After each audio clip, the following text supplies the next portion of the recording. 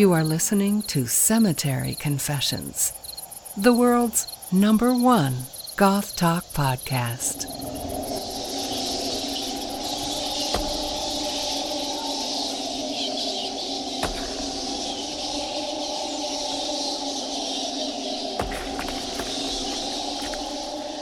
Satanism has been frequently misrepresented as devil worship, when in fact it constitutes a clear rejection of all forms of worship as a desirable component of the personality. That's a quote from Anton LaVey from the Satanic Bible. Hello and welcome back to Cemetery Confessions, the podcast where goths come on each episode to talk about the socio-cultural aspects of the community that we love, the music that we love, and the fashion that we wear. This episode, we're going to be sitting down with Evyn and Thom from Satanhaus, a satanic coven in Michigan. And we're going to be talking about the crossover between esoteric beliefs and goths. We're going to be speaking on the satanic panic and how that impacted goth, how the Columbine shootings impacted goth and Satanism, and sort of the public conception of both of those entities. We'll be speaking about the beliefs and the philosophy and the ethics of Satanism, and dispelling, exploring, and understanding how devil worship has impacted our culture. As always, I am the Count, and I'm here with my co-host Trey. Evyn, Thom, welcome to the show. When did you first realize you were goth? Well, I think Thom was just born goth. I've seen pictures of Thom from when he was a little boy, and he's dressed as a vampire, and I swear to God, it's just an outfit he would wear now. That's true, yeah, like, great a picture of me as Dracula. There's even an anecdote about it. There was a little Asian girl in my class, had to be, I don't know, 6 or 7 years old or something like that.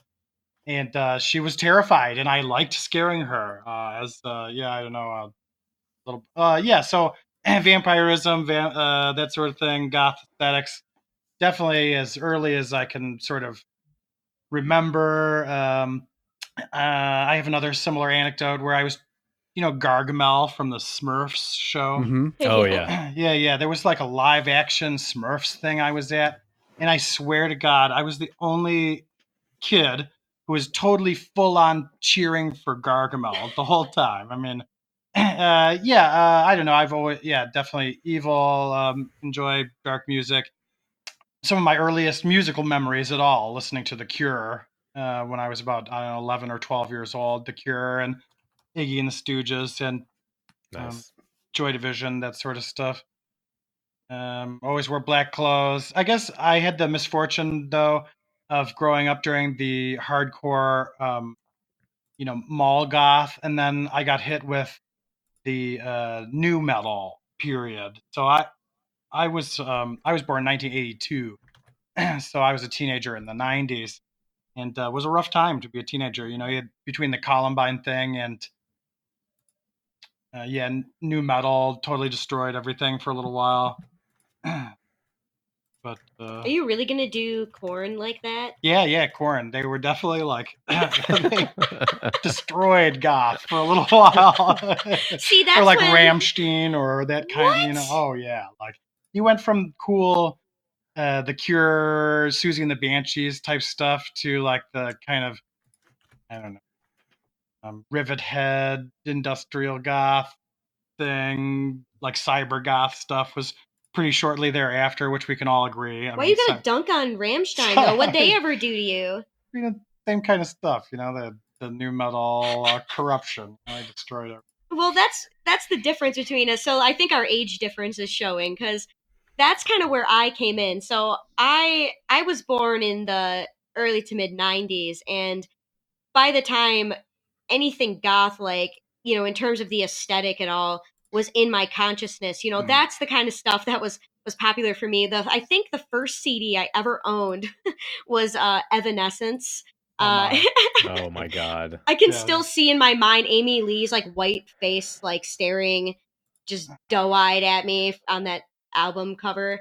And so like my introduction to goth was, through that avenue, yeah, but like I had interest in like vampires really, really early. Vampires and werewolves, sort of like figures that are common in goth, like they're common goth topics of Well, you love interest. Blade, right? Oh, I have a Yeah. Blade tattoo. I love Yeah. Blade.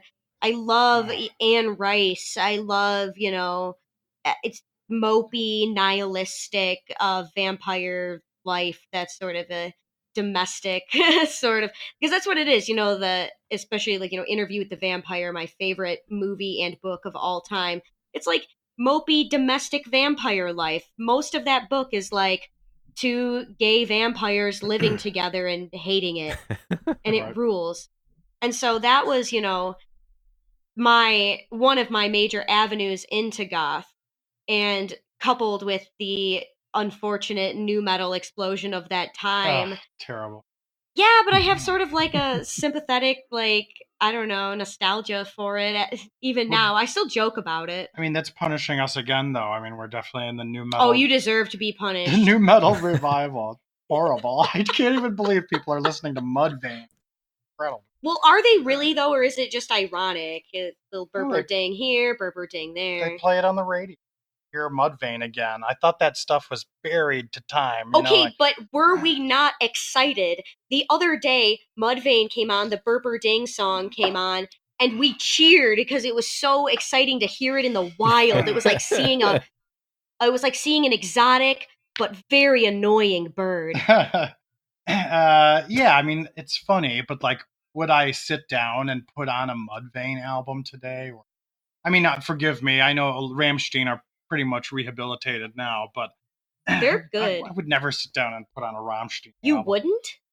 Okay, well, I would. Maybe Schenschucht. I could jam that, but that was the popular album when I was a kid. So I had a teacher in high school take away one of the students' Rammstein CD they brought into class because they said it was one of the reasons for Columbine, and so they wouldn't let them have they just took it away, and I think they threw it away.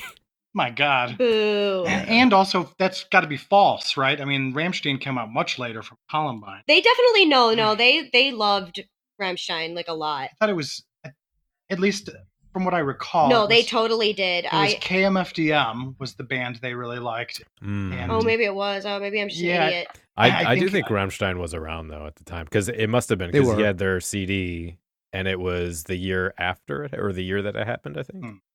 So I mean, whatever. None of that was the cause of it. But, sure, yeah. I mean, yeah. And it made admiration. No, it was the devil, Hitler. Obviously. Yeah.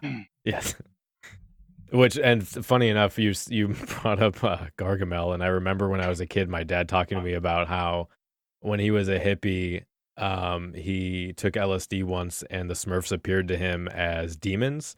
So he was convinced that the Smurfs was like a cover for getting kids into Satanism, and that there were actually different types of demons and stuff, which I think also came out of the like Satanic Panic thing. But I have a very vivid memory of my dad freaking out about the Smurfs. That's crazy. The Smurfs. The Smurfs of all things. Although I know. Gargamel's cat was Azrael, which is very close to, demonic or angelic names, like Azazel or Astaroth or Azathoth. Well, I mean, technically, Azrael is an angel of death. Yeah, there you go. And not a fallen angel either, an actual legit angel. I mean, your father probably shouldn't have been talking about how he was taking acid. I mean, that's the part of the story that's objectionable, I think. I think we can all agree hippies are the real enemy. Yeah, in this story. Or just generally. So, not completely insane, though. He was a sorcerer in a castle trying to kill the cute little things. And not unlike Thom today. I have a similar look to Gargamel, too. Like the bald guy with the sorcerer's cloak, Whereas I say I have Claudia syndrome, like Claudia from Interview with the Vampire. She's an adult, but she looks like a little girl forever. I definitely have a similar problem. Yeah, Claudia. That one scene where what's his face has to kiss her as a 10-year-old, but pretend he's not actually kissing a 10-year-old. Gross. Right. Or she's got all the dolls burying the nude dead woman. Yeah. We have that in common. Another thing. So you both brought up sort of dress and aesthetic as part of your just general, getting into alt culture and stuff you're into. I'm interested, my only real exposure to the other people in your group or coven, what do you call it, a coven or Coven for sure, yeah. coven? Cool. Is the Bob Larson video, but I noticed that most everyone was dressed in a way that could be construed as goth. So I wanted to get sort of the, your take on, is everybody just a goth in your coven, or is that like more of a statement on belief or something like that? Is everybody? I feel like most people. Most of them are goths. Most yeah. people are. It's interesting. There's this there's a definite crossover between goth and Satanists, and some of it I think is intentional. I think like there are so many symbols that are common to Satanism or are inherent to Satanism that goths just find appealing because they're countercultural. They have to do, they're very black, which of course is one of goths' top favorite colors, and it has to do with very controversial imagery and topics. And so I feel like goths a lot of times are drawn to satanic imagery. Now, whether they're drawn to Satanism itself as a religion, I think that remains to be seen, because there are plenty of Satanists and other kinds of left-handed religious folk who are not goths. We definitely know a lot of them. And so I don't know. I think that day in particular, we were definitely dressing to the nines, trying to scare the shit out of Bob Larson. Right, sure. And we told everybody to wear black, just so that it was uniform, and that we also we dominated the space with a bunch of people wearing black. But I think most of the people just in general are fairly goth in our crew. But I think that's sort of incidental. And then, where's a good place to hunt for prospective initiates and stuff than in the goth scene, Well, it sort of works, but thing is that a lot of goth clothing brands have adopted satanic symbols for their clothing. And so you get really excited, right? You see someone, they got a Baphomet shirt on, their girlfriend has a Satan shirt on or whatever, and you're like, wow, cool, nice Satan gear. You want to talk about Satanism or whatever? And they're like, oh man, I don't fuck with that stuff. And it's just womp, womp, womp. Like, it really disappointing, man. We've had a lot of issues with that. Since starting this, we're like, oh sweet, a person who's into Satanism. Not at all. They just are decked out in symbols of Satanism. Yeah, I guess when I see someone who's wearing black cat. Blackcraft. Well, there's Blackcraft. Blackcraft, Killstar. Isn't there another one, Black Cat Cult? No, it's Blackcraft Cult. Oh, I think there's it's one. No, your age is showing. No, it's 100% Blackcraft Cult. I'm not even sure, to be honest. I think there's more than just those two brands, though, that sort of appropriate the symbols of the religion. Yeah. And I just assume that when I see people wearing those, unless I know them personally, I tend to think of them as just, it's just the fashion. I've learned my lesson. My little heart can only get broken so many times. I mean, if they sell it at Hot Topic, I remember the days in Hot Topic where I would ask for something, with a Baphomet or some satanic shit on it.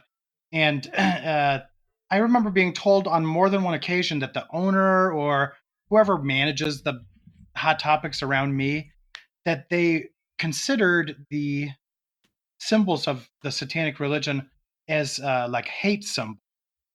And so on those grounds, they would not allow, or they would not sell that stuff. And I think times have changed. I mean, obviously, witchcraft and that sort of stuff is very faddish right now. Well, they also get conflated, too. You get satanic symbols with neo-pagan symbols, with, Order of the Golden Dawn symbols or whatever, all in one thing. Yeah, and, who's gonna wear that stuff, right? I mean, people who don't know any difference. So it's just the fashion, which I don't mind. It doesn't bother me. I don't feel affronted or I'm glad somebody's making a buck off of Maybe one day I can be that person. Yeah, I would love to horn in on that business somehow, like. Contrary to what people are constantly asking us in our DMs about getting rich, there ain't no money in Satanism. Oh yeah, definitely. The idea that the ultra wealthy or whatever are these satanic cabals or whatever. I think there's just. Oh, do you get confused with like Illuminati stuff? Yes, Oh, actually, yeah. yeah. Or people claiming to be in the Illuminati will contact us, seeking to please enlighten me to say, or the people from like Africa or India, whatever. We get a lot of those kooks too, like, I want to sacrifice to Satan. Help me. Oh my God, yeah, we get a lot of those. Yeah. Like, you're barking up the wrong tree, man. I sort of, I don't know, played along with one of these guys for a while just to see what the fuck he would say. And he was like, I could tell English was his second language, and then his profile was totally anonymous, Mm-hmm. And he wanted me to wash my feet in the bathtub with olive oil and wine to show my dedication or whatever. After he wanted a picture of me, and he was going to put my name on some Illuminati register or whatever, and he started some Illuminati foot fetish website. Yeah, I think actually that you beat me to it. Actually, I was like, hey, "What man, does that actually want?" $1's a dollar, man. Right? Yeah. If he was offering to like pay me $20 or whatever, I guess, you can get more than that. I mean, I don't know. Yeah, for a man, my feet are okay. They're at least $50. Okay, sure, yeah, Tom. that's true. Yeah. You ask for that money up front next time. I mean, because a lot of dudes' feet they'd be janked up. Like they're looking like shit. Like, yeah. But yeah, it's like I think for a lot of goths, in the goths communities, there's a lot of like critical sort of nature towards Christianity for a lot of reasons, for a lot of different reasons, I think. And so you said, it's not just satanic symbols, there's also pagan symbols, thelemic symbols, etc. People in goth communities a lot of times are drawn towards religious symbols that are not Christian. Either they're critical of Christian or they're just not Christian. It's a way of life that's not Christian. Yeah, like reacting against Christianity is part of what drives. I know that was part of what drove me to goth. Was anti-Catholicism or whatever in my primitive teenage state. Just things that I know that would be either disturbing or un-Catholic. While still, there's some parts of Catholicism obviously that are very goth. Like all the candles, the black priest outfits, and eating flesh and blood of Christ. It's sort of goth. That's metal. Right? That's really metal. Yeah, it's sort of metal and goth. And rosaries, obviously, that's another. Jesus, he's all jacked up there, man. Like Jesus, he gets fucking wrecked. Dude. Yeah, like beautiful abs, but then covered in rock star hair. Yeah, but like all. He's ripped, dude. And it even says in the Bible something like Jesus is more like fucked up than any other person who ever lived or whatever. Like with the scourge, he just gets. God, I wish it said it like that. Yeah. But I don't know. Yeah, there's obviously some elements to Christianity that are not Protestantism, obviously, Catholicism, that are sort of goth. But reacting against it, I think, I don't know. For me personally, that was that and the music, because I don't know. Yeah, I mean, suburban America in 1994, it's pretty lame, pretty tight. Speaking of Jesus on the cross, there was an interview with Rick Agnew recently where he said if they had done another Christian Death album, if Roz hadn't died, his idea for the album cover was something to the effect of Jesus on the crucifix with Roz climbing up it and like sucking his dick. while he was getting the God. spear through his side. Which is pretty great. He was the guitar player, Rick Agnew. Yeah. God, what a goofball! And then, my God, I mean, Roz Williams, what a beautiful man, and Christian Death, gotta love him. That was pour some out. Yeah, pour one out for my homie Roz for sure. So I wanted to circle back real quick about the connection between goth and Satanism, because and whether or not this is more of like a fad or if there's any tension there. I think when I was younger, because I used to be a Christian when I was younger, I remember there was a lot more of a connection with Satanism and metal, or at least that was maybe just propaganda. But I do remember there was a period of time when like psychic and sanguine vampires had a huge crossover between goth culture. But that seems to have sort of cycled out. So I'm interested if you think there is any sort of, you talked about being anti-conformist and reactions against Christianity. Do you think any of that is kind of intrinsic to goth, or is it just more of like an aesthetic thing? Like, if I'm going to bloodlet, I may as well bloodlet for Satan or whatever. In my mind, they're tied, but there's no reason why goths can't also be Christian. I mean, mostly it's not just a fashion, but a way of life, and Christianity is very sad, ultimately. Your God is being tortured to death in this, kind of S&M, situation. And that shit's sad. It's perfectly in line. Although I just think the majority of people take on sort of death-like look. But and it is also propaganda, but many metal bands were into Satanism. And that, that's for sure. I mean, especially you look at the black metal scene in the early 90s and whatever, they definitely were Satan worshipers. So basically, like, what I hear you saying is like you're listing a whole bunch of topics that goths are often interested in, sometimes at the same time, sometimes overlapping, and sometimes separate, like different kinds of vampirism, metal, post-punk, different kinds of idealizing about death, whether it's in a religious sense or just in an aesthetic sense. And so that's where I think we get Satanism being involved in goth, is that it's part of this gothic milieu, where the gothic milieu involves a whole bunch of topics that have to do in some way probably about death, vampires, psychic sanguinarian. It has to do with, feeding off of people. And there's, even if you're not actually killing people, there's still like this sort of romanticization of death. Black metal, obviously, there's a lot of murder and a lot of songs about death in there, burning down churches, etc. The romanticism you picked up on, I think that's the important key that maybe binds a lot of these together, is that they're intrinsically romantic, in some sense backward looking, in the way that, people who idolize sort of Victorian fashion or even Renaissance festivals, there's something sort of goth about those too.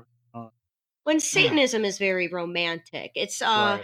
Satan, we romanticize Satan as this character who is misunderstood and is abused, in a lot of the same ways, interestingly, in a lot of the same ways as as Jesus is, sort of taken into the public square and tortured to death. Poor Satan. And so Satanism, like goth, becomes a sort of way of life. It's not just a theology about the figure of Satan, but a way to transform oneself and one's life. And that is sort of used and displayed throughout all of one's life. Yeah, so going back to Columbine real quick, there's this interesting impact that had on goth, and I think is shared with Satanism to a degree. And I've brought this up a couple times, but there was this behavioral change when it came to the way goths wanted to be perceived in popular culture. as nonviolent and passive and, going through the common stereotypes like we aren't Satanists, we aren't violent, we're just like you, that kind of thing, to sort of distance themselves from what happened at Columbine. And there has been this sort of split between goths, whether or not that's a good thing or a detriment to, the transgression of goth, the being the outsider and that kind of thing. I think that could probably be transferred over to Satanism as well, now that we have the, TST being very public and all of these other things trying to have a public face. Do you think that's a too demysticizing and too like putting makeup on it just to make it palatable kind of thing? No, I think your comparison is really apt, because the whole thing with Columbine was also coming at the tail end of the Satanic Panic. They share a lot of similarities. Satanists are being blamed for violent crimes. They're having crimes that never occurred ascribed to them, and they're, acting as a scapegoat for a lot of problems that were happening in other areas, specifically industrial scale child sex abuse enacted by the Catholic Church. All of that is being blamed on Satanists. And that sort of was petering out. Columbine happened in 1999, correct? Yes. And so at that point, the Satanic Panic is starting to peter out. People are getting tired of it. Like, it's been, at this point, a lot of it has been proved that it hasn't happened. People are getting tired of everything being blamed on Satanists at this point. And so then you have the Columbine incident occur. And it's very similar. They're blaming goths for this. Oh, if you're goth, then you're a violent person who commits crimes. And really, we know the issue is a lot more complicated than that. I personally was goth at the time. I was a junior in high school. And I wore not the kind of like duster style coat, but I wore a black trench coat to school. And I never, I was never in fights. I had never had violent encounters with people at school ever.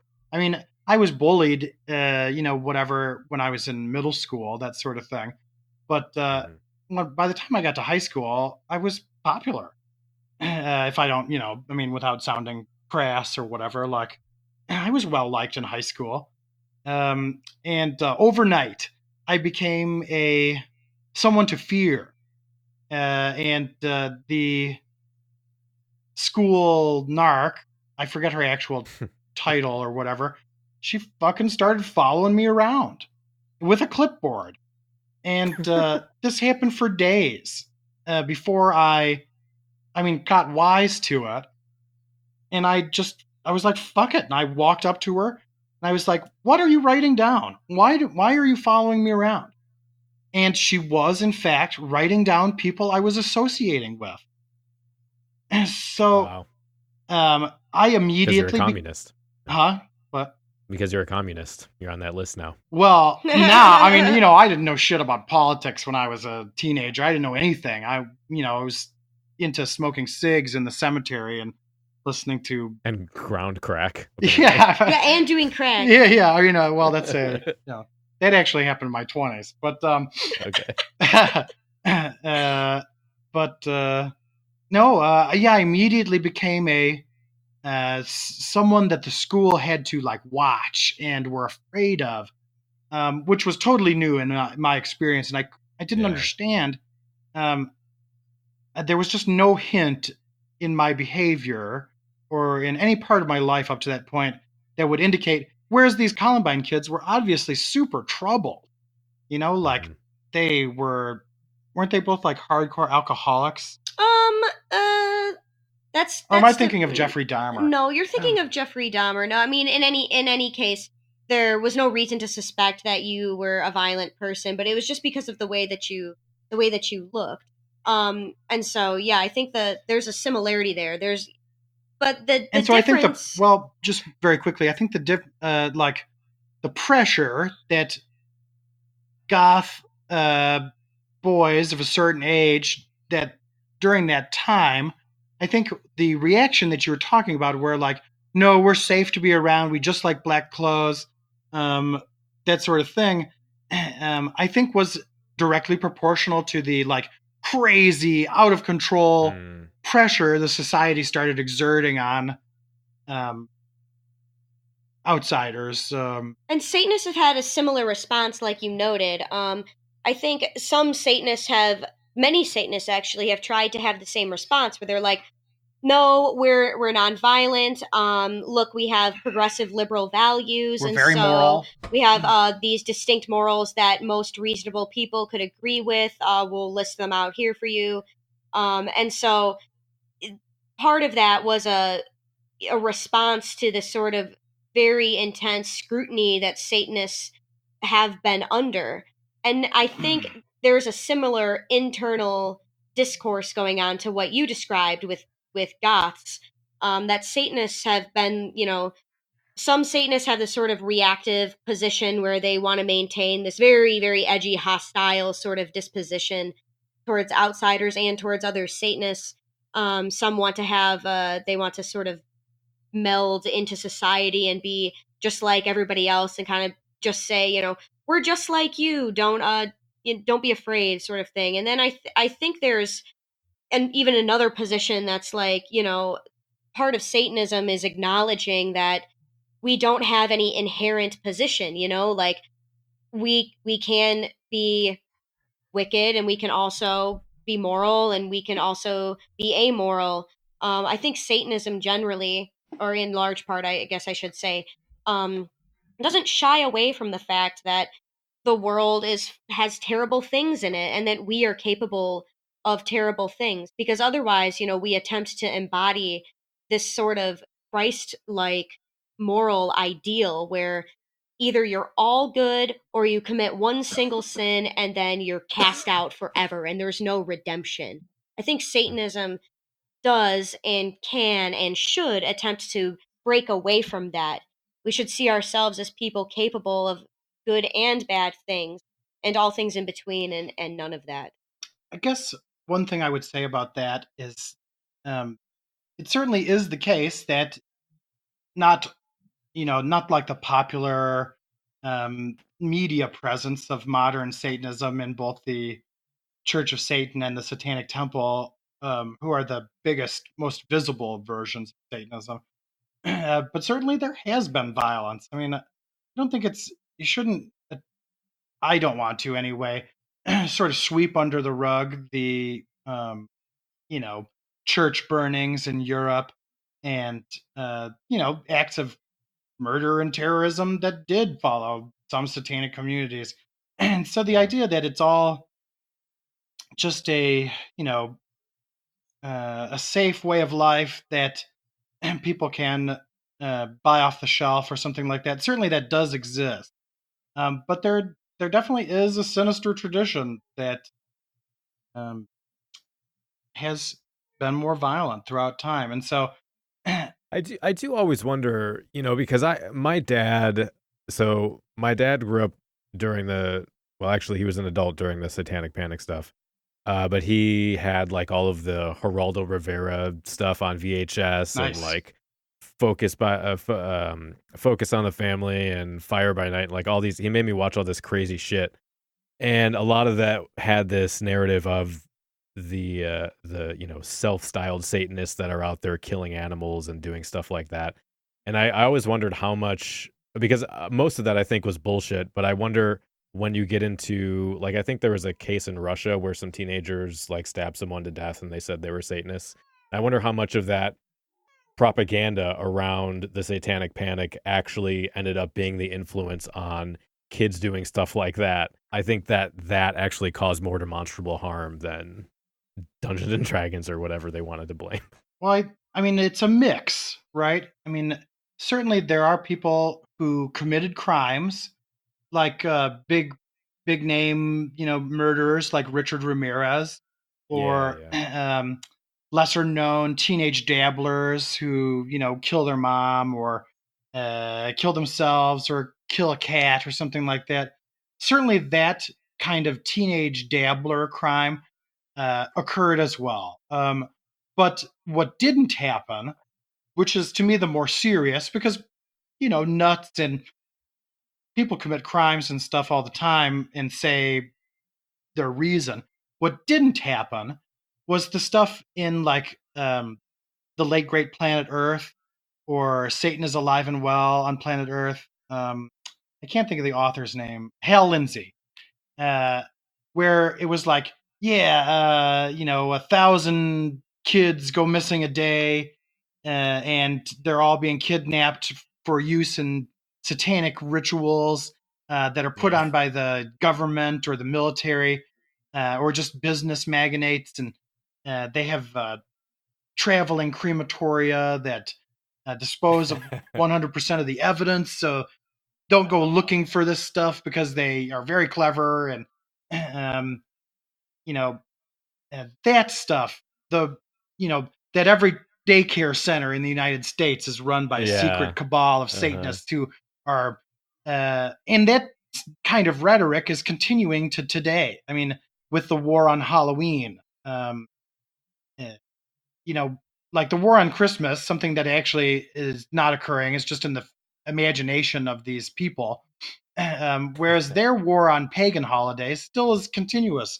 I read an article just yesterday or something, that witches and Satanists curse candy and give it out on Halloween, that then possesses the minds of children, and this same kind of rhetoric and fear mongering, that that is a continuation, or maybe even like a resurgence in the type of anti-pagan shit, but certainly crimes were committed as well. And it's not even just that, like, I'm committing this crime because I'm a Satanist and Satan is awesome and that's why I'm going to do it. Like, there is crime that occurs within Satanist communities against other Satanists by Satanists, just like in any other community. And I think because of the obvious inaccuracies in reporting crime about Satanists, we can go, well, obviously the Geraldo Rivero stuff, like, that didn't happen. It was all, way overblown. So we should just, we can just dismiss any sort of crime or harms being committed by Satanists. That's a mistake. So, like, if there are any, like, Satanists, like, listening to this, or people who are, like, interested in Satanism at all, people who are just, like, listening to this for the fun of it, it's, like, it's important to know, like, there are things like, for example, like, Satanist men who commit sex crimes against Satanist women, or, acts of violence that occur between Satanists. And that's human. Just as it would occur in any other sort of circle. Crime is human. Yeah. And so, on one hand, that it seems really obvious, but then think about it. Who gives a shit about that? Like, if you're not a Satanist, you're not going to give a fuck that, Astaroth, I'm trying to come up at the top of my head a Satanist name, like Astaroth, Azazel, committed a sex crime against his girlfriend or something like that, like, that's probably not even going to be taken to any sort of, like, legal level either. And it's really important, I think, for Satanists to acknowledge that reality, because otherwise, if we're trying to sit here and go, oh, well, all the lies told about us, they're just that, they're lies. Satanism is totally safe, Satanists would never do anything bad against anybody because, look, we have these rules that say that we're not allowed to. Gee, that sounds really familiar. I wonder where I've heard that before. By the way, I think Traveling Crematorium is a great name for a metal band. band. I love that. I wish I had one, for all the babies I kill. It would make it much more convenient.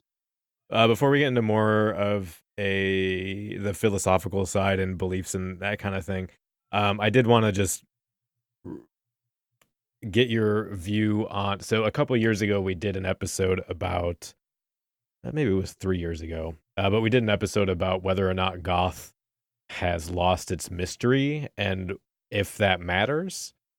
And I think during that discussion, Satanism and the occult were brought up by one of the guests as dealing with the same issues, where you used to have these esoteric texts and it was difficult to find information and you really had to work for it. Whereas now you have Satanists on podcasts talking about all their secrets and that kind of thing. And so I was wondering if what your view on whether or not maintaining an air of mystique and keeping those sorts of things private matters, or if it's not relevant anymore. We were just talking about that. That's funny you would bring that up. We were just talking about that. Ah, the devil told me. Yeah, we told him to pass it on. He brought it to you with like a crow.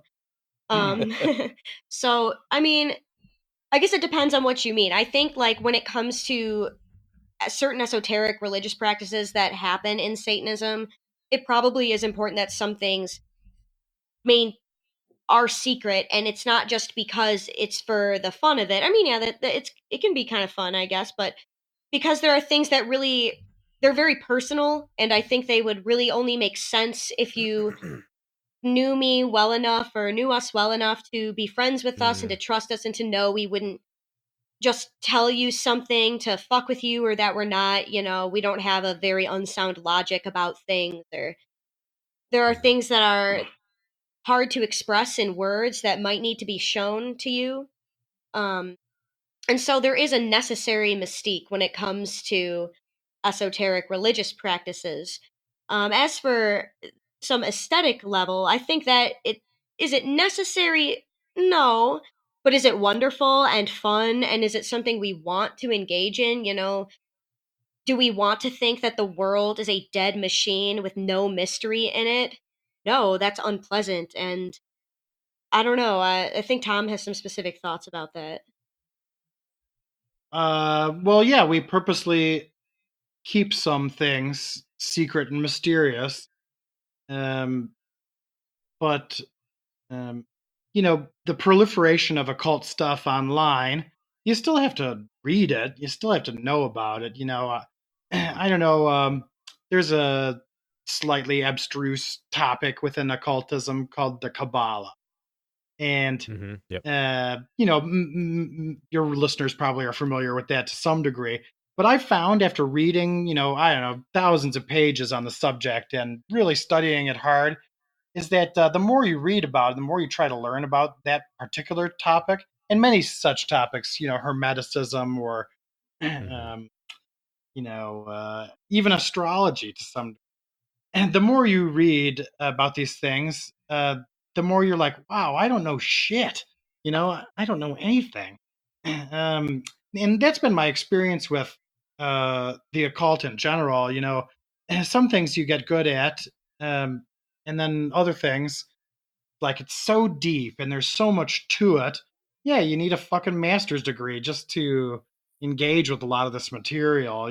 So I don't know about goth. Goth is faddish again, and like anything else, it seems to me, and I feel like I've seen over my lifetime, goth sort of comes and goes in terms of its. Some people are always goth, obviously, but in the sort of popular consciousness, it comes back into fashion and leaves fashion, and I think, and yeah, right now is very goth, and it makes sense considering the absolute turmoil our society is in, for sure. So I don't know about the mystique, if goth needs that so much. I think instead, yeah, it needs to cultivate the sort of romantic element. The like we had said earlier, the sort of romantic beautification of feelings about death, the sort of morbid sentimentality, the eroticism of the sort of vampiric look, the I don't know, the character of death from the Sandman comic books, the sort of ideal. Yeah, I think. Yeah, I think you're right. Well, I never really got into the Kabbalah because it seemed, at least on the surface, to be aping a lot of Christian themes with like angels and stuff, which I'm not really into. But I think like it is, people talk about, oh, you can get everything on the internet. Well, that's not necessarily true, but also I was watching a YouTube video from an Alexandrian witchcraft coven, and the way that they treat membership is as a priesthood.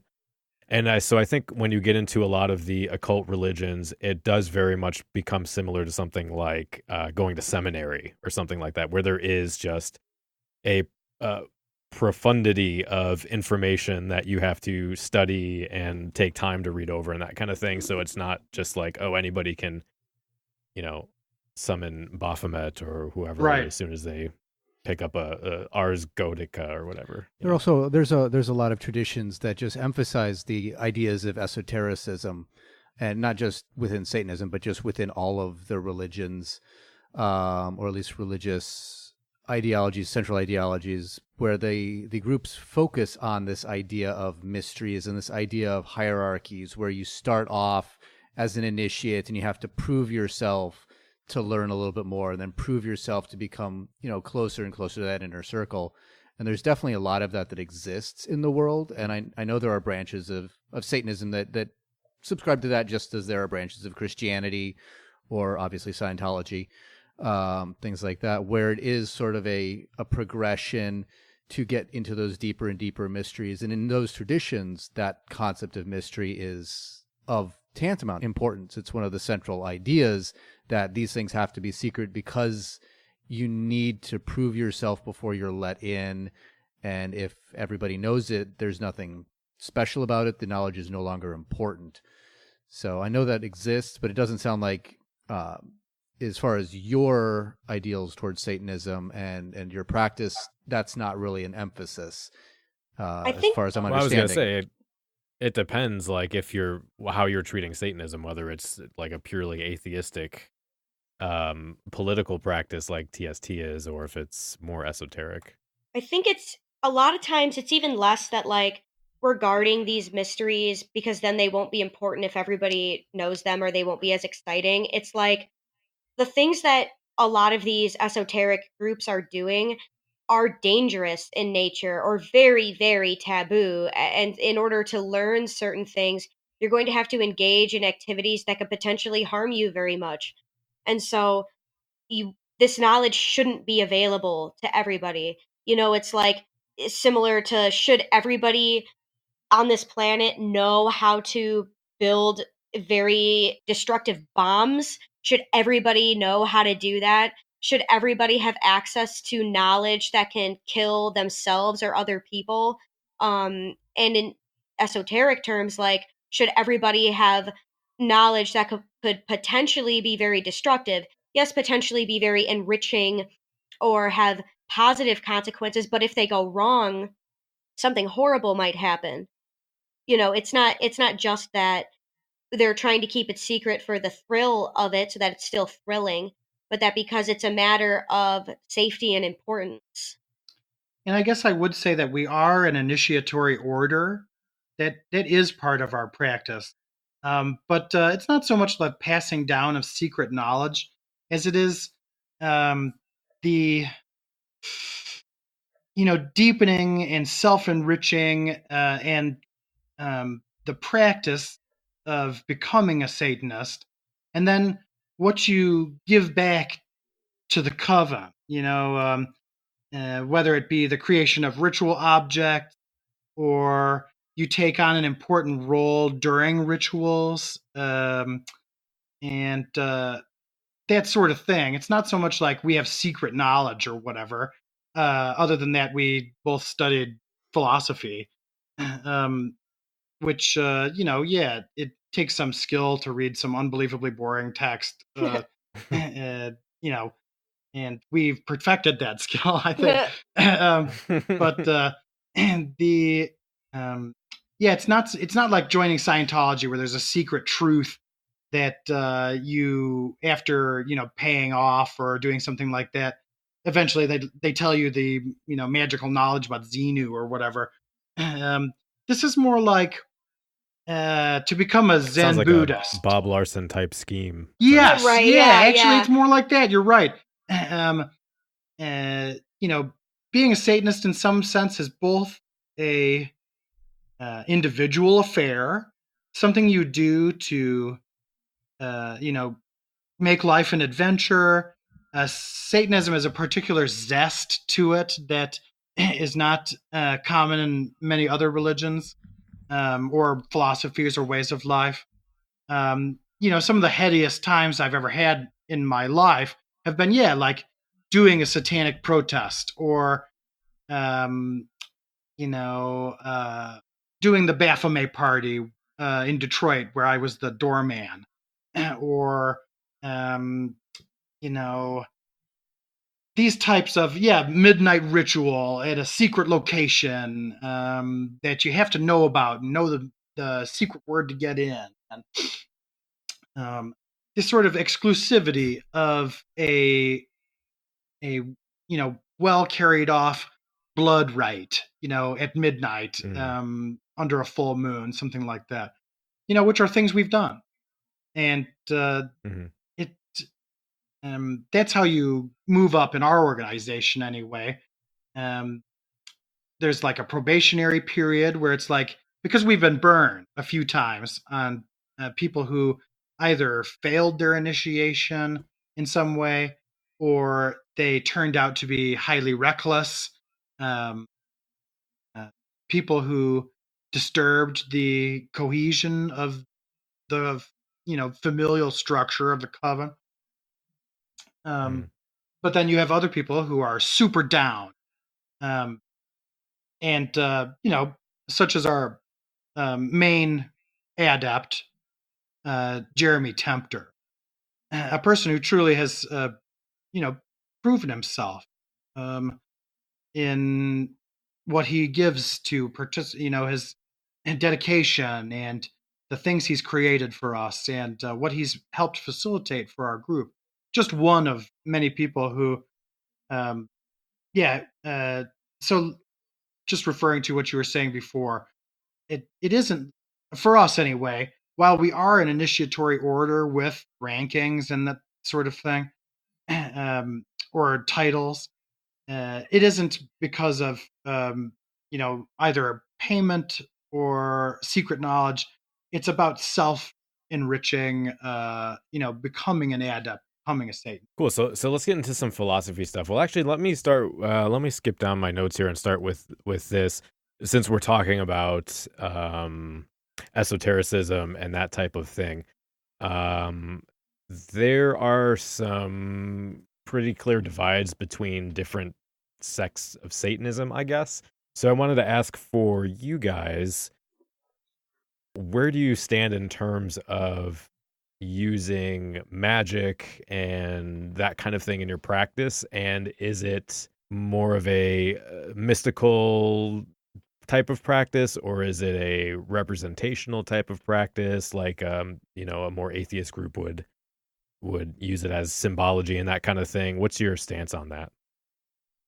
So one of the really cool things, I think, and important things about Satanhaus is that we're really non-dogmatic. Like, we do not demand that anybody who's participating in Satanhaus has been initiated, that they have any specific understanding of magic or of Satan specifically. So we're going to get a lot of like variety in that. We have some very rationalist people working under us, and we have some mystics, and then we have people who don't fit into any of those categories and are above and beyond that.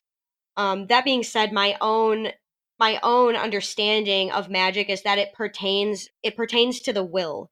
I believe magic is a very real thing, but I don't think it's supernatural, as people would sometimes understand it. I think it has to do with the subjective self, because I think subjectivity is really important.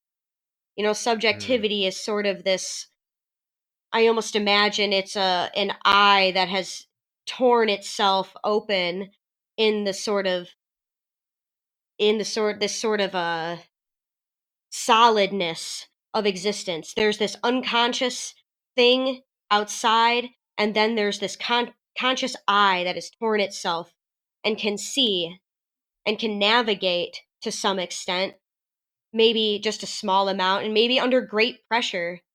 I actually think Thom, I think it was you who described it before, subjectivity as being like a bonsai tree that in spite of, or maybe because of, great constriction flourishes.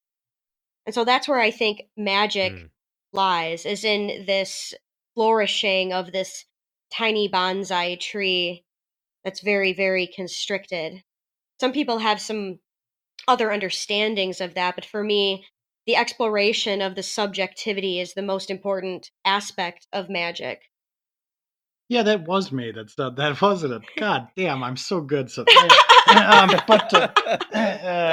and I think Evan and I have slightly different understandings of magic and its role in life.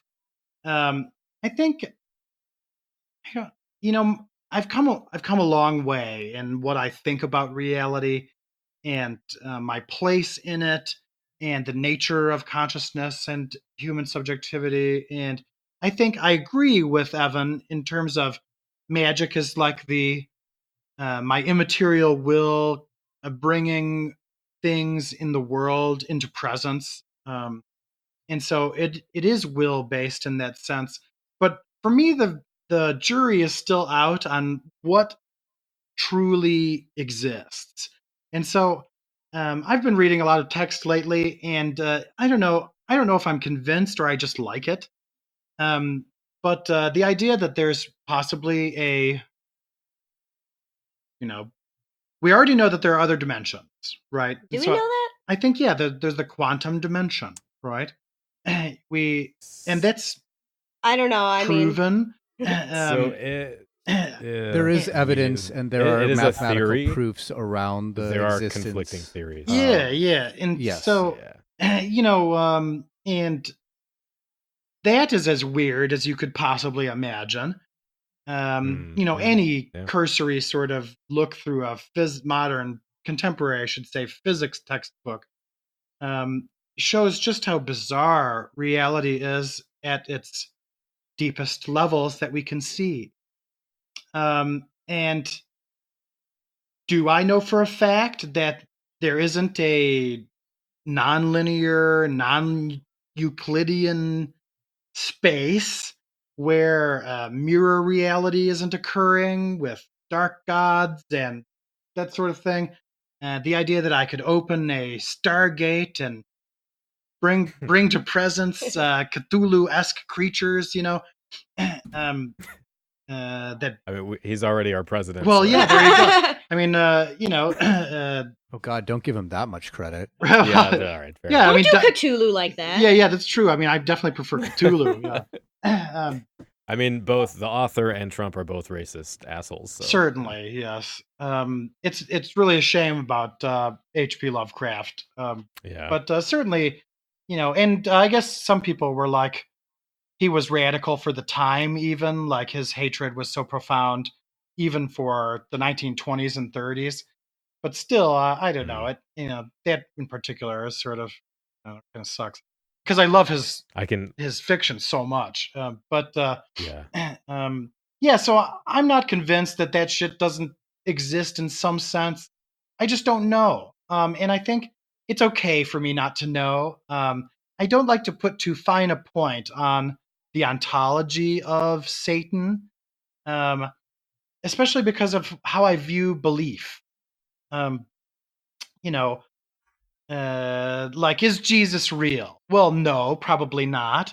But do millions of people believing and acting as though it's real create some kind of ontology in the world? Well, yeah, I think so.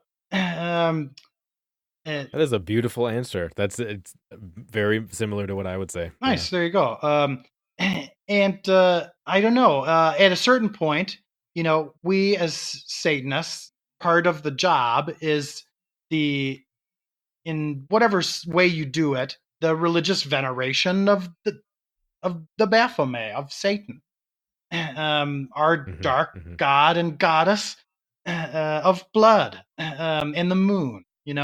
If, let's say, for instance, that Satan, our dark god of blood, does exist. Let's say he's an actual entity that exists in a different realm.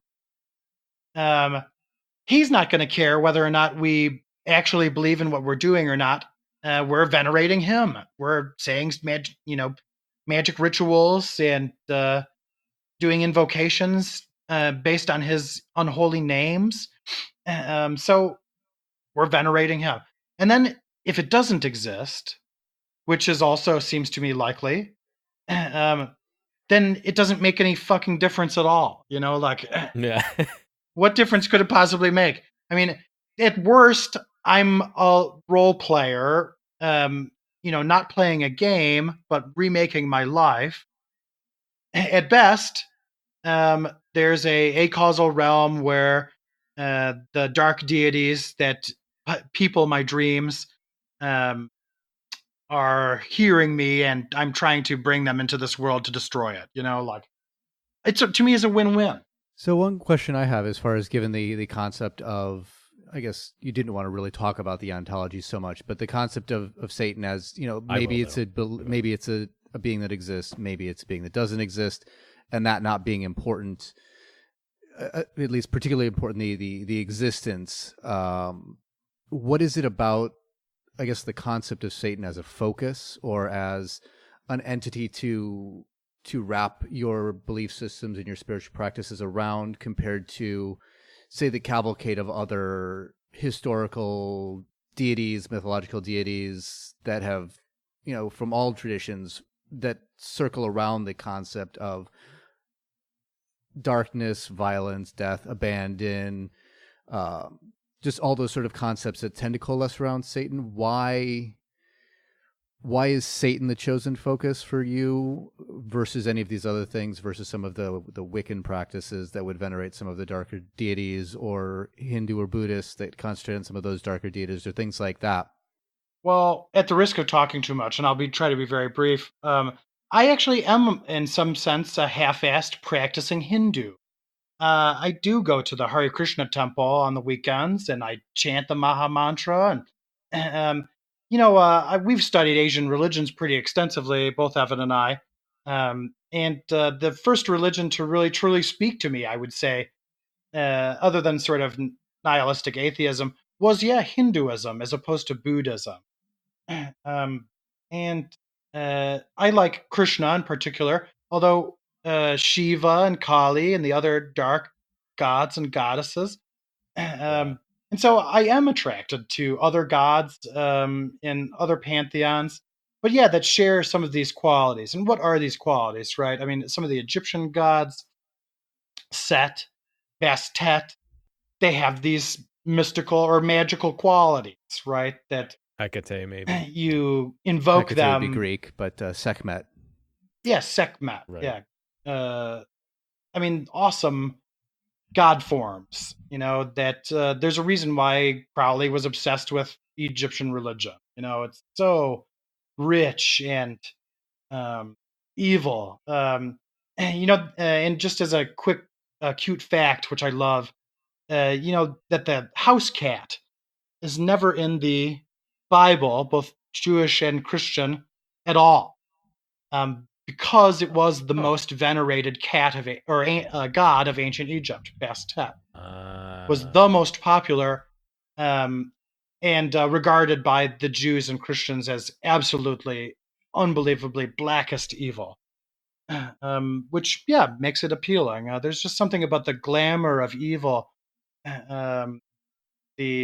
I used the word earlier, but I really think it captures what makes these gods and their practices so fascinating, is that it's, once you accept them or study them, bring them into your world, it's zesty. There's something lusty, fun, provocative about just being engaged. Go ahead. In many ways, I have kind of a similar answer. So I always was in love with Satanism. Anyone who knew me from the time I was a teenager knows that, like, Satan was the first sort of, I'm saying deity, but that's not how I understand it, sort of figure, I guess, that I was drawn to. But after that, I became very, very interested in Taoism, with all of its emphasis on the yin, the nothing, the absence, this sort of dualistic philosophy where nothing and void was really important. Void is something that Western culture influenced obviously by a lot by Christianity and also by other kinds of thought as well, is really, really afraid of. We're really afraid of the nothing, things that it's not just things that we can't understand, but the concept of there just being void, a thing that we cannot even put words on, because the moment we try to describe it, it's no longer that thing anymore. And so I see Satan as being directly related to the void, to the nothing. I see Satan as being related to other sorts of figures that have been also connected to the void, including women in particular. So I've been thinking recently to myself about how, there's the famous story of, Eve in the garden, and the snake comes to her, and the snake is always seen as Satan. Obviously, the snake has some more obvious, like phallic sort of parallels to it, but I don't think the snake really is a man. I don't think Snake is this very kind male liberator of women, as my homeboy Per Fashnell so generously ascribed in his book Satanic Feminism. I think Satan, really, then the serpent, is Lilith, the first woman to be cast out because she wouldn't submit, come back to restore the generative property to Eve, for it was taken away from her. A man was given that power. He was the one going around naming things, even though the power of generation belongs to women. And so generation was being given back to her. And so I think Satan really is a woman. Satan is this nothing, this generative nothing, this void from which all being spills forth and from which all being shall return. And there are many deities, other deities. So, for instance, in the LaVeyan tradition, when you're doing a ceremony, you call the names, and all of those names are supposed to be aspects of Satan. There are many names that can be associated with Satan that are female names. Kali, Hecate are really good examples of that, as we already talked about. Sekhmet, the lion goddess. Many female deities that can be aligned with Satan, and we call him Satan, which of course is usually associated with a male figure. But I think we can conceptualize Satan as being a woman in this way. And so that's why I'm drawn to Satanism, because Satanism is a religion in the making. We don't have to look back at old scripture and go, well, I guess we're just bound by this scripture, and we have to either work around it, we have to deliberately delete things, which makes us hypocrites and makes it so our theology doesn't make any sense. We can make our own religion through Satanism. And for me, Satanism, I think, is a explicitly woman-oriented religion. And so it's one I've been drawn to, and I've wanted to help create since I discovered it. I guess just piggybacking off of that, just very briefly, certainly the pagan elements of Satanism, the nature religion that's a part of it, certainly is about restoring a matrilineal or matriarchal view of the world, the divine dark mother. That was sort of erased by Nazarene Christian Abrahamic patriarchalism, and so in some sense it is a return, and I like the way you phrased that, giving back the generative power to where it actually belongs. And that to me seems, perfectly pagan, which I think true Satanism resembles paganism. And certainly the feminine aspect is more pronounced, for sure. Yeah, I really like all of that, and a lot of that is what attracted me to neo-paganism in general, and why I do those types of practices. I want to continue on this train. Actually, I don't want to get derailed and go off on the ontology aspect of this because we're going down a road here. But when it comes to Satanism, I kind of want to talk about some of the aspects that maybe are less appealing to me, or maybe that I don't quite understand and can get some explication on. how much? So we're talking about paganism, and like you mentioned, Christianity kind of came in and stomped out a lot of those pagan traditions, and not that it was this united thing, but these different tribes and these different communities across the world. And when you look at neo-paganism today, it's kind of, some of it is reconstructing that, some of it is creating a new type of religion, creating a new path. When I look at Satanism, and maybe this is because TST is centered in America, or maybe this is like a LaVeyan thing, I don't know. But it seems like a lot of the philosophy is centered around a reaction to Christianity, and more than a reaction, being sort of the inverse of Christianity, and like aping a lot of those things in order to be the opposite and pervert them, and that kind of provocative nature. How much of what you guys do is centered around that kind of reflexive reaction against Christianity? So I actually think as time goes on, there's less of that, just because our people inside the coven have less of an interest in that, as they actually go through the practice of reacting to Christianity and sort of getting it out and getting their frustrations and their anger out. Um, we stop going, this is what we're against, now this is what we stand for, and we start developing some positive principles of what we stand for. That being said, I feel like Satanism has a right to be extremely angry at Christianity. We have a lot of transgender people in our coven, and they have every right to be furious at Christianity. When I hear about the things that they've had to go through in just to live their life, the amount of danger that they're in by Christians specifically, I don't blame them at all for wanting to do ceremonies or some sort of practice that involves condemning Christianity or separating themselves explicitly from Christianity. I think they have every right to be as angry as they are.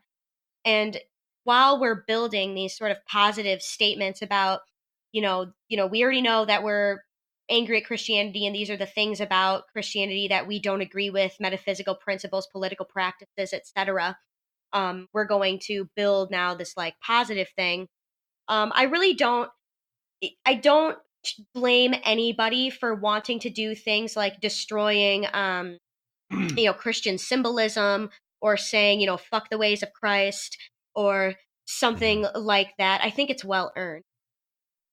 And part of the initial phases, I think, of truly inhabiting your role as a Satan is, there's so much Christian, Nazarene, Abrahamic baggage, psychological baggage, societal baggage that you'd have to be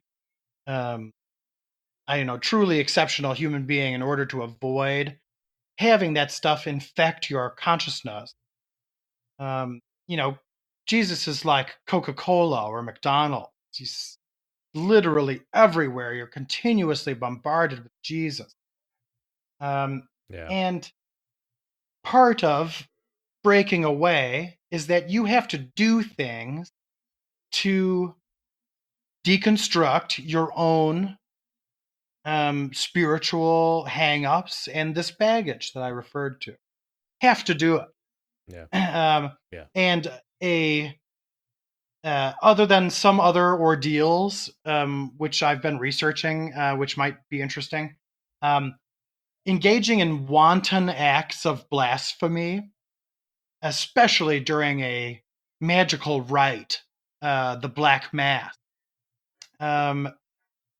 is profound in its, we're dealing with, in the Black Mass and in blasphemy, ritualized blasphemy, I should say, some of the most potent symbols of the history of the West. Crucifixes, Bibles, images of Christ and Mary, and the host, and this collection of things in the initial steps, destroying those things with gusto, consigning them to the flames, breaking them with your hands, showing contempt for the symbols of Christianist hegemony over our society. It is liberating. And, that's part of the name of the game. Personal, spiritual, and existential liberation through Satan, through these symbols, through this religion. Part of the satanic panic rumors and hysteria was that there are these, people who raise their kids, and they called them generational Satanists, and people, as though people are growing up in these highly satanic environments and whatever. I've never known that to be the case. I've met some Wiccans who, try to pass their religion onto their children, that sort of thing. I think that, largely does not occur in the satanic community. I think Satanists, when they have children, they want them to make their own decisions. Like, people aren't born into this shit. People come from a Christian milieu or an atheist milieu usually. And you have to break it down somehow. And so we've found, and some of our initiates or aspirants don't quite have as much baggage, because now we live in, atheism is popular and whatever. But still, it was very important, especially early on, to engage in that kind of behavior, blasphemy. So to dig a little deeper on that, do you tend to find, or maybe not so much now as you already said, but historically a lot of the people who have been drawn to Satanhaus or other satanic communities that you might be aware of or involved in, do they tend to come from a Christian background? And based on that, is that part of why that concept of this sort of cathartic cleansing that is the blasphemous act, is that something that is important for people as they're coming out of this tradition? They're trying to, cleanse it because they view it as a negative aspect of their life to get past? And if so, does that sort of need diminish as you deepen your experience within the satanic organization? Or do you feel it's just something that's always a core part of it, to have this continual cleansing idea of blasphemy, and it's just a core thing of just being in a satanic temple and not necessarily part of that progression to moving past that baggage? Yeah, I think a lot of people for sure. I don't know if most, maybe, but a lot of people for sure come from a Christian background. And let me tell you, when we do public performances that involve group blasphemy, acts of blasphemy, people love it. They love it, and they tell us that it's their favorite part of the whole thing. They love being able to partake in this sort of thing. When you're surrounded by a Christian culture, it actually can put you in danger, especially if you're a vulnerable minority. It can put you in danger to do any sort of criticism of Christianity, let alone the kind of stuff that we do in some of our parties and stuff like that. And so they definitely enjoy it. It's a little bit because it's naughty and you're not supposed to be doing it. And then it is in many ways because it's a way for them to excise the Christian mentality from their mind. And so sometimes I think, depending on what kind of Satanism you're interested in or what elements of Satanism you want to engage with, you can begin to focus on that less. If you're more interested in politics, that's not going away anytime soon. The fight against abortion bans still needs to be fought. The fight against having Christian symbolism in public places and in schools and corporal punishment and all of the sort of unsavory elements that Christianity has brought into our culture, those are all battles that still need to be fought. And so if you're interested in that from a satanic perspective, you will continue to, I think, be more openly critical of Christianity and maybe have that sort of sizzling on your tongue. But if you're getting into the theology more, I find that after a while, just being dissatisfied with Christianity isn't actually going to get you very far. You're going to need to build a metaphysical framework and investigate that a lot more. Yeah, for sure. While the Nazarene hegemony is super important to battle, I think other than just like as part of the philosophy of being a Satanist and being an adversary of that stuff, that's just part of it. But like actual wanton acts of blasphemy, I think really only need to, in a private, in the individual Satanist life, if you're not just trying to troll Christians, which I recommend heartily, outside of doing that, you know, I feel like the initial spiritual deconstruction that you use blasphemy for, sort of runs its course. When you do something truly evil in our, or heretical, I should say, in our society, like trampling a cross under cloven hoof and, I don't know,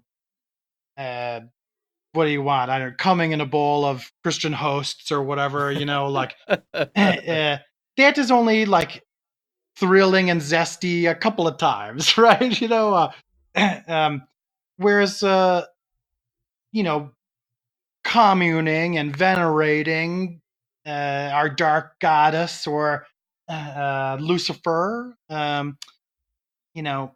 that should, I think, become the focus over time. There's always a role for it, and it is fun, but like the actual purpose it serves in truly becoming the Satanist, I think is only an initial thing usually. But certainly that's what we use it for. So another thing I just wanted to mention based on just part of that last statement you made, I found it interesting, and I think it might be an interesting thing to talk about, is your initial statement of expressing some of these acts as evil and then going back and referencing them as heretical. What is the distinction to you, and why was it important to back away from evil per se and then go to heretical? Well, I think, when I say that I revel in evil and love evil, that sort of thing, I think most people think of like, personal acts of assassination or, arson or, crime, right? And I don't want to be seen to be publicly advocating crime. And so, in our milieu, I think it would not be controversial for me to say that I love evil and am evil man. But I think what I was referring to, and not wanting to get, I don't know, to be sounding like I'm recommending something that I'm not, heretical in that, the high time of heresy, I guess, is evil to Christians, but is fun for us, and also is not a crime, at least in America. Well, there's also there's aspects of things that are traditionally viewed as evil that you have also expressed a denouncing of in our conversation here, such as sexual abuse, rape, violence against homosexuals, trans individuals, corporal punishment. All those things are, by probably a majority of people, are considered evil, but you don't celebrate that aspect. So I guess there's always going to be a question on, when you're talking about evil, what are the parameters when there are some things that you agree with a lot of people about, this is evil and I don't support it, yet you also talk about loving evil? And how does that, I guess, how does your definition of evil work? So I think when we're doing that, we're like purposefully just rejecting any sort of Christian framework for morality or understanding at all. And so we might, have a moral framework that incidentally in some places overlaps with the general non-Satanist populace, like kicking dogs is bad. Yeah, right. I mean, kicking dogs is bad. Torturing cats. Yeah, like that's bad. Doing mean things to children, that's bad. But we're rejecting the entire framework that they're using for it. So you do something bad, God makes a little tally next to your name, and then at the end, he adds them all up, and if it's, you know, too many bad things, then you go to the no zone and get spanked forever. We're rejecting that entirely. Go to the no zone. Where things are, you know, it's what is that old problem? Things aren't bad because God says they're bad. They're bad because they cause harm to others, because others' feelings matter. And without going, you know, we could talk ethics for days, but you know, our understanding of morality and why things are good and bad are going to be indexed to interpersonal concerns and to the capacity to suffer, rather than because a deity says we should do or not do them. So in your mind, so does that mean does that mean that redemption plays into your conception around that? Because it seems like a lot, at least LaVey Satanism, is about, you know, revenge, and if someone wrongs you, wrong them worse, you know, kind of thing. Does that mean there's a redemptive aspect of self improvement and that kind of thing? Well, if you look into what LaVey in his 11 Rules of the Earth, or the 9 Satanic Sins, which, you know, these writings are all over his literature. There's a moral code in the darkest versions of Satanism I'm personally aware of. There's, you know, kindred codes of honor. There are, you know, I don't know of another religion that has a specific bar on rape that the COS does. The Church of Satan, well, and I guess in the Satanic Temple, one's body is one's own and inviolable, subject to one's will alone. Whereas in the Satanic Rules of the Earth, LaVey says something like, you know, never make a move sexually until you're given the overt mating symbol, or you know, he didn't say symbol, but signal. Mating signal. Yeah, that is unique to Satanism. Now, without going into the sort of internecine, intramural sports of who's a real Satanist and who's not, that sort of thing, there are no true Scotsman. You know, there are some parts of the religion broadly that, from bourgeois Christian morality, would obviously consider either just outright evil or amoral. And I don't mind that. That doesn't bother me. I like to be viewed in some senses by my enemies as frightening and amoral. But within our own world, yeah, like, do I want to go to jail for something stupid or whatever? You know, it's there's self-preservation, but there's also, just common sense, ordinary human life. You know, there's never been a society, and just very briefly, there's never been a society where, like, wanton infant eating was permissible. And I think, you know, you can extrapolate that there are some sort of moral realist aspects of simply being a human being. But to completely eschew the claim that, you know, Satanism is a little dangerous and sometimes immoral in terms of bourgeois morality. I'm fine with that personally. So at first, when you said redemption, internally I was kind of resisting that word, because maybe rehabilitation is a better. Redemption is pretty loaded with Christian ideology. Yeah, but here's the funny thing is, like, I knew what you meant by that. Like, as I was thinking about it, like, as he was talking, I was kind of just, like, computing all of it. And yeah, like, I understand what you mean. Yeah, like, rehabilitation. I think that's a really good way to put it. And I think that is something that should be important to Satanists. If it's not already, it should be important to Satanists, because we are completely making mistakes all the time. We're flawed. We're hurting people. You know, if every time I wronged somebody, they did not give me a chance to redeem myself, or I didn't give me a chance to redeem myself, I'd have nobody left, including myself. I would have nothing. So my hope would be that satanic ethics and morals involves a level of rehabilitation so that we can better ourselves, so that at the first sin, so to speak, we're not cast out forever. You know, you make one mistake, a big one even, you fuck someone over really, really badly, and you cause a lot of harm. Like, if you're not able to redeem yourself, then you are damned.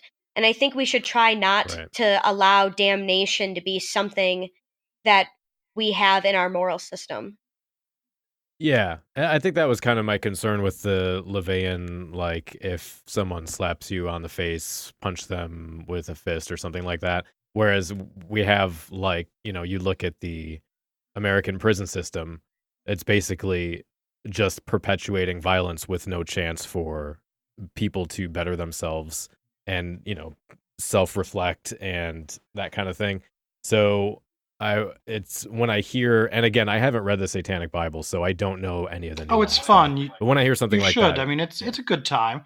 It's not the end all be all, but you should definitely take a look. It is fun. I guess the only thing I wanted to say is I try to solidify my understanding of some of the distinctions. So when you express the concept of evil as capital E evil, it's a reaction against what would be considered somewhat arbitrary laws and strictures passed down from the Abrahamic traditions, puritanical, something like that, rather than a reaction against the basis of, I guess, secular ethics, the I guess golden rule kind of thing, the sort of things that make society go along, that when you have those debates with atheists versus theists saying, well, the theist saying, you can't have any basis of morality, you just, anything goes, there's no objective basis there. So we need this passed down from the word of God, this all-powerful being, and that's what the true law is. Whereas the secular side, the atheist, would say, no, it's about this do unto others, this idea of social cohesion and just playing nice with your neighbors. So the evil is more kicking against that theistic definition of morality. Right. I think that's a good way to understand it. Certainly. And I think without getting into all the bullshit surrounding the term, sort of natural justice or natural law, I think there's something to that. But yeah, without letting go of the idea that, and it's not just to react against Christianity. I want to, while maintaining the we're not a bunch of pedophile child killers, stalking your bushes. At the same time, I do want to be viewed as sinister by my enemies, and so sometimes, depending on what it is, like these outright bullshit lies about, Satanist daycare centers or whatever. Yeah, that shit is not true, and it's not in our interest. But still being without losing that diabolical, sinister, whatever term you like. That's at least important still to me, and so I don't want to pretend that Satanism is just another form of deontological or utilitarian ethics. That there is something, without sounding dumb, like there is something bad about it, like bad. Well, bad to the Christian way of life. I think the thing you're trying to get out is that Satanism poses a threat to the Christian way of life. We're not going to, eat your cat or anything like that. But part of our desire, I hesitate to say mission because it's not really organized, but part of our desire is to eliminate that sort of way of life and have a new way of life come about. Yeah. Right.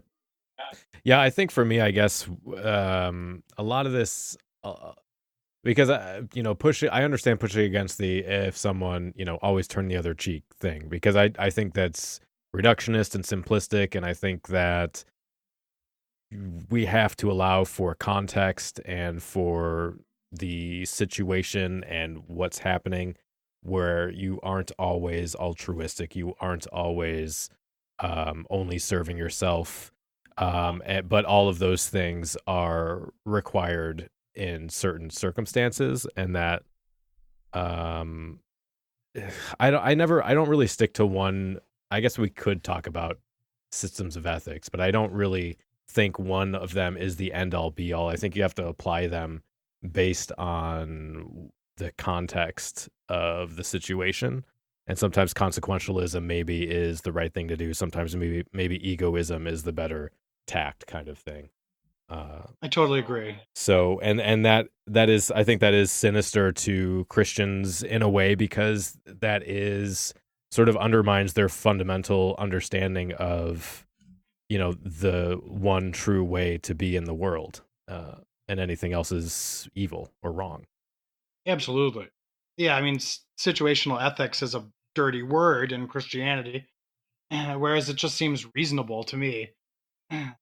Just as you said, certain situations call for different approaches. That's for sure. We're at hour 40 Wow. minutes. Okay, so let me close out with, let me see. Do I have an easy question? Because I've got like more pages of notes talking about metaphysics and ethics and stuff like that, but we're not going to have time to cover any of that. So told you it let me was see if ambitious. Yeah. So now that the Satanic Temple is basically synonymous with Satanism in the public sphere, since we're talking about having this patina of evil, of fear, of danger, how do you feel about TST being the face of Satanism? Is that is that moving in the positive direction? Is it detrimental in some ways, like the Satanic Panic was?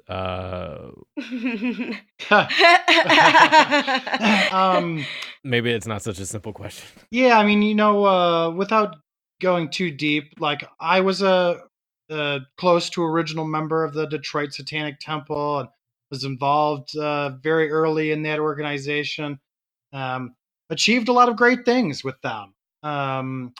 And had some heady times and scared some people, truly frightened them. And I think now that they're mostly involved in litigation and they've really put a clamp down on the chapters, which is where a lot of the action was, especially in Detroit.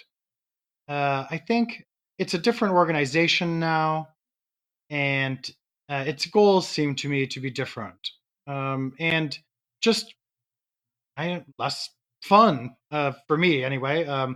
Right. I think when you're trying to sue people and do a lot of things that are involved with the law, you can't be doing things that skirt the law. You can't be doing you can't be scaring people in the public sphere, and you can't be scary at all. um One of my major concerns with them, I never joined the Satanic Temple. People think that I did all the time. I get involved in discussions about the Satanic Temple all the time by TST members, thinking I was in it when I never was. I was never in the Satanic Temple because my observation from the outside even was that their religion really had nothing to do with Satan, to be frank. With all due respect, it looked to me like they had sanitized their own belief system of Satan. If you took away the goth aesthetic from TST, it's just liberal progressivism. Their tenets mention nothing about Satan at all. They have no metaphysics at all, really. No practice of Satanism? No satanic practice at all. It's, the separation of church and state, important value, I suppose. But they really don't have anything to do with Satanism to me. And in fact, for a long time, as Thom and I experienced from both inside and out, they were somewhat unfriendly, to say the least, towards any sort of religious Satanism whatsoever.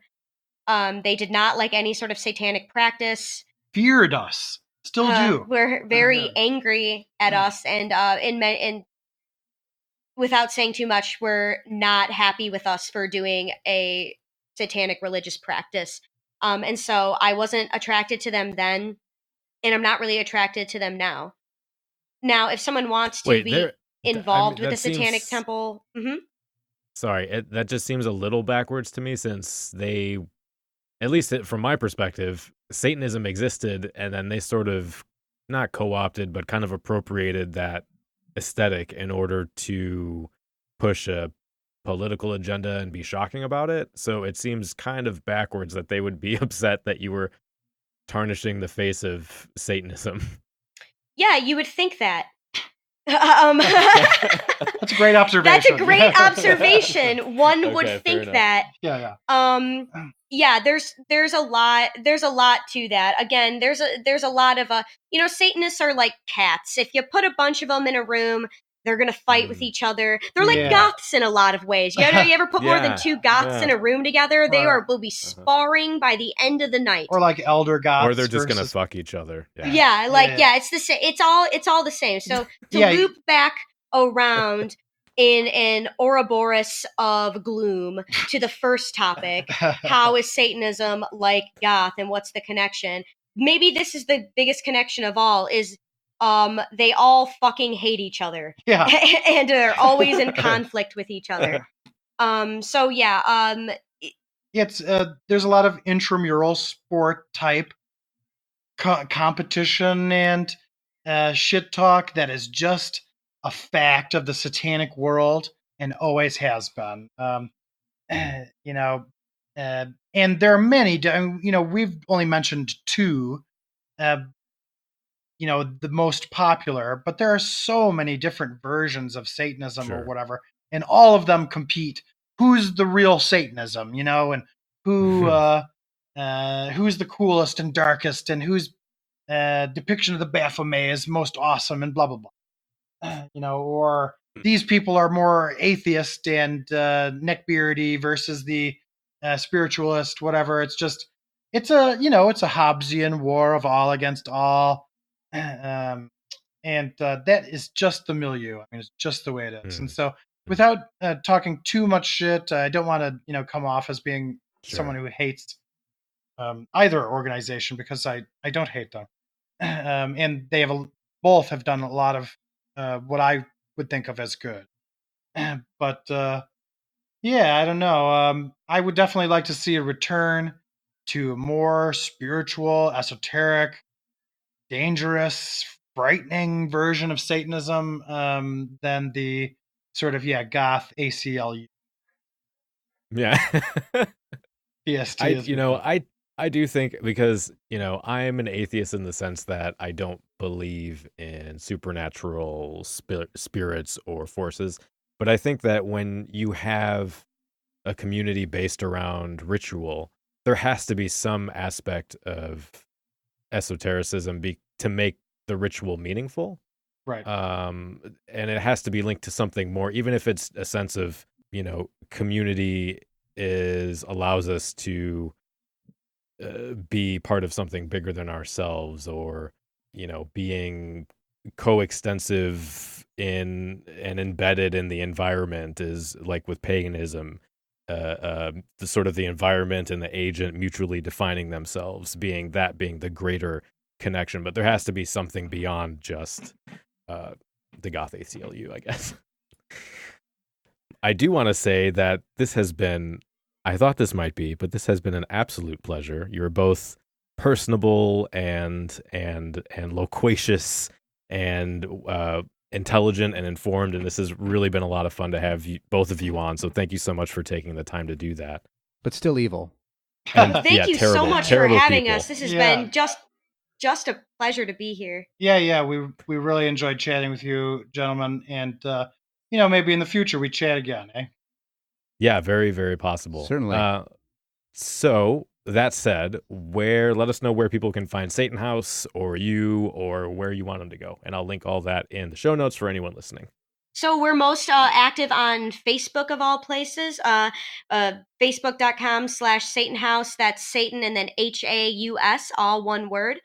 We do have an Instagram where we periodically upload pictures from our ceremonies. We do a lot of public and private even ceremonies in Southeast Michigan. That's mostly where we can be found. My name is Evyn, Evyn, space AYTCH. You can find me on Facebook. And Thom, your Facebook? My Facebook, Otho Thomas Thorne, Yeah, that's where you can find me usually. You can also contact us at satanhousecontact@gmail.com if you would like to inquire more, if you want to become involved with Satanhaus and hang out with us some. We have a very, very cool event coming up that is RSVP invite only. We are having a private party at the Michigan Museum of Death on Devil's Night this year. That is by invite only, so you will have to get into contact with us and we will invite you. I also have a book on Satanism coming out on Fall of Man Press this coming year. It is called Satanism in Theory and Practice, and so I hope everyone keeps an eye out for that. Also, I'd like Very to say cool. that we are always available for tailored personal rituals, which is some of the most fun we have when we're not doing our own stuff or the public cabaret rituals that we do. So we are available How to. about weddings and bar mitzvahs? Yeah. God, that would be great, actually. Oh man, that would Yeah. rule. No, they're depending on the event. So if you have something meaningful to you that you think, invoking the dark gods and opening a portal to hell in your apartment might be enjoyable to you, please get in contact with us. We love it. And then, other than your book, Evyn, do you have either of you have any recommendations for other resources to go out to learn more about Satanism, whether it's web resources, print resources, videos, whatever? So Per Fashionel's Satanic Feminism is amazing. It's just one of the best books on Satanism ever, and he's an amazing author of Satanism. He's also written tons of essays on Satanism. If you have academic access to any of those, he's just amazing. Children of Lucifer is another incredible book. The author's name is escaping me. God, I cited him like 60 times it's a long in my book. Dutch name. Yeah, God, I cited him like 60 times when I was writing my book, and now I've forgotten it. Children of Lucifer. Looks like Ruben van Luik. Yes, by Ruben van Luik. Yeah. It's huge, but it's totally worth reading. That has to be the most precise history of the satanic religion ever, like start to finish. It is amazing. So those two books, and then obviously all of Anton LaVey's works. Although a lot of things about Satanism, like the development of the satanic religion and how it's transforming, are coming out now and should be coming out, in the coming years. Yeah, there's been a handful of really good recent books, both super academic, like Evyn was saying, and then also like Boyd Rice's recent book, The Last Testament of Anton LaVey. Fascinating. Boyd Rice is an asshole. Yeah, but I mean, Boyd is an asshole, but it's I don't great. know if I would recommend. Yeah, we have to. I think You have to put a star. Boyd Rice is an asshole. Yeah, you always have to preface when you reference write to Boyd. that. When you write out the list of books, put an asterisk and put Boyd Rice is an asshole. Okay. But his Last Testament of Anton LaVey, great book. Also, Michael Aquino, the Magister of the Temple of Set, who was one of the original priests of Mendes in the original Church of Satan. His recent Satanic Bible 50th anniversary revision, excellent. I mean, so good. In a similar way to Boyd's book, in that it's filled with excellent anecdotes, but also great ritual material, classic stuff that didn't get out back in the 60s and 70s. Michael Aquino's books are excellent. I would avoid, or I don't know, I mean, you could read Peter Gilmore's Satanic Scriptures, but he's certainly sort of, I don't know, he can be quite cringy. He's the current head of the Church of Satan. Isn't there some like neck beard sexism stuff going on with that guy? Yeah, he is absolute. If you want to read an unbelievably cringy article on Satanism's relationship to fascism or whatever, his article on that in the Satanic Scriptures, just you'll cringe so hard your skeleton will attempt to crawl out of your mouth. It's just very satanic. Yeah. He's fucked, man. But then that book is not totally without merit either, though. Sure. And I guess those are the people that I would automatically recommend. Yeah, Aquino, a boy, despite his being an asshole. Aquino, not to be confused with Aquinas, who is a very different theological author. Yeah, way They're different. like the Yeah, opposite. yeah, completely different. Yeah, Michael Aquino as opposed to Thomas Aquino. All right, thank you guys so much for hanging out. Thank you for Yes, having thank us. you. Thank you. Thank you again, and Ave Satanis, Hail Satan. Agios Index, and Hail Satan to you guys. Hail Satan. Have a good one. The conversations we have here on Cemetery Confessions and the diverse guests that we bring on, of course, exist because of your support and our Patreon members. And without them, we would no longer cease to be. So from the bottom of my heart, from the bottom of Trey's heart, we want to thank you so much for your support. And we take some time at the end of the show to read out the patrons that support us. But before we do that, I just want to let you know that in 2 weeks, we will be back with a brand new episode. We're going to be sitting down with Daphne to talk about the experience of a native goth. We're going to be talking about indigenous people. We're going to be talking about cultural appropriation. We're going to be talking about the role of activism in goth. And we're going to be talking about how a goth allows for the integration of a variety of lifestyles. Daphne lives on a reservation. She is a Native American, so she's going to be sharing her views on goth culture and the topics surrounding the treatment of First Nation indigenous people within America and within goth. So you can look for that on the 16th. So now, of course, I'd like to thank our patrons. At the founders level, we have Jason of Junkyard Bat on Etsy, of whom I now own several earrings from, which I love. So you can check him out on Etsy. SJ as well, Esmeralda, Cadaver Kelly, who you can find on YouTube, creating fantastic, in-depth, engaging videos about goth culture.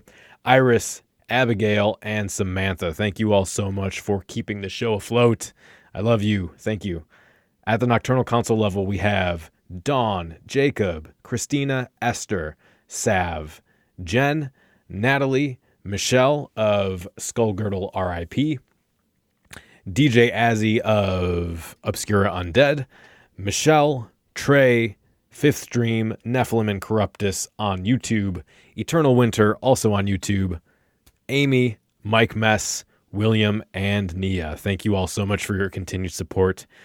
And at the Crow's Call level, we have Dave of the subreddit r/goth, Isabel, Audra, Kevin, Top Down Tom, Enya, Sarah, Morgan, Anna, Irene, Barnabas, Whitby Abbey, Jonathan, Bruce of the We Have a Technical Podcast, Becca, Kelly, Dom, Felina, Santa, Death Metal Kumbaya, Elizabeth, King Rhinex, Marco, Alex, Jennifer, Kevin, Eduardo, Jan, Jason, Stuart, Isabel, Marissa, Kimberly, Alex of the other half of the We Have a Technical Podcast, Annie, Richard, Mr. Polar Bear, Dagger Dance, Caroline of Caroline Sometimes, who you can find her blog on the internet, Alana, Bronwyn, David, Country Fried Goth of YouTube under the same name, Mark, Gendalis, Angel, Keen, Sebastian, Anne, Heather, Wolfie, Kelly, Ryan, Susan, Kay, and Beth. Many of those names I know from Discord, and I'm so thankful to have you as Patreon members, as friends, and to get to interact with you guys. So if you want to get access to the Discord, if you would like to get perks like getting free merch every 3 months, or getting access to the live streams of the episodes, that kind of thing, head over to patreon.com/Cemetery Confessions. We'll be back in 2 weeks. So until then, stay dark. The preceding program is a member of The Belfry, a network of blogs, podcasts, and videos for the darkly inclined. Go to thebelfry.rip for more information.